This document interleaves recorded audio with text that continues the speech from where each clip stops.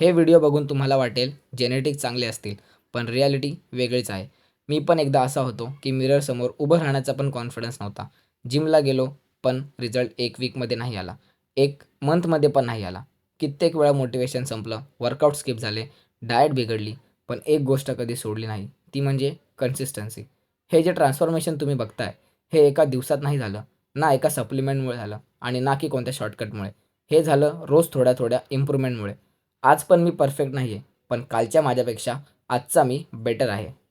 या जर्नीमध्ये मला पर्सनली एका सप्लिमेंटने खूप सपोर्ट केला.